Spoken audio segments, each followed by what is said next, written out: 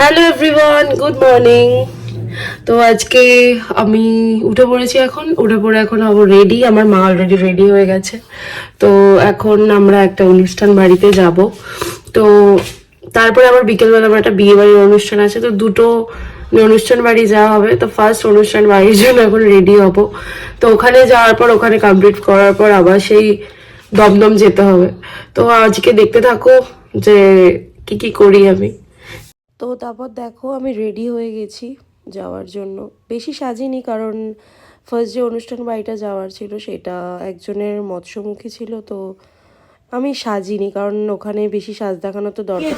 চলো।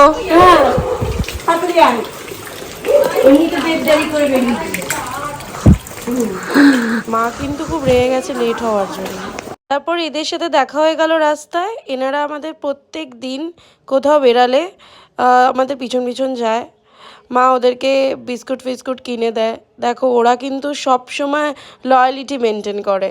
তারপরে চলে এসছে আমার গাড়ি। এই যে আমার গাড়িতে বসে রয়েছে আমার ভাই, ও আমাদেরকে নিয়ে যাবে আজকে। তো তারপর আমরা চললাম সোজা আমাদের ফার্স্ট অনুষ্ঠান বাড়িটাতে।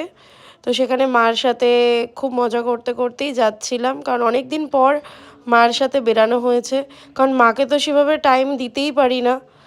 আর এই যে রাস্তায় যাওয়ার পথে একটা গিফট কিনলাম সেই সেকেন্ড অনুষ্ঠান বাড়িটা যাওয়ার জন্য। তারপর সোজা চলে গেছিলাম প্যান্টালুন্সে। তো সেখানে আমার এক দাদার জন্য আমি একটা জামা কিনতে গেছিলাম। গিয়ে দেখলাম যে 50% অফ চলছে, মানে যেটাই কিনবো ওটা থেকে 50% অফ দেবে।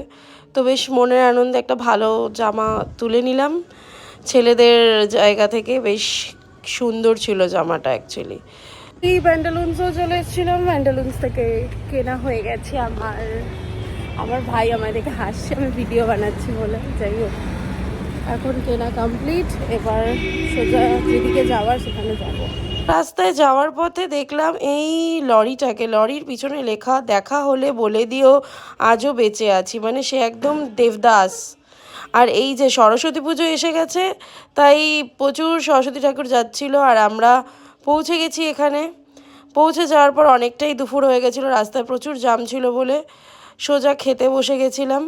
তো খাওয়া দাওয়া করলাম। অনেক দিন পর অনেক ফ্যামিলির লোকজনের সাথে দেখা হলো, তাদের সাথে একটু গল্প আড্ডা হলো। কারণ ভালো তো সুখের কথাবার্তা হওয়ার ব্যাপার নয়, কারণ ওখানে একটা দুঃখেরই ব্যাপার চলছিল। আমার মা মিষ্টি খাওয়ার জন্য প্রচণ্ড একটা বায়না করছিল। তো আমি বললাম ঠিক আছে খেয়ে নাও। উনি সুগারের পেশেন্ট, তো ওনাকে বেশি মিষ্টি দেওয়া যাবে না। তারপরেও বললো যে না একটু খাই। তো তাও আমি বললাম ঠিক আছে একটা খেয়ে নাও। তার সাথে সে নিয়ে আমাকেও বাধ্য করলো আর একটা মিষ্টি খেয়ে নিতে। উনি চায় আমিও মোটা হয়ে যাই সাথে সাথে।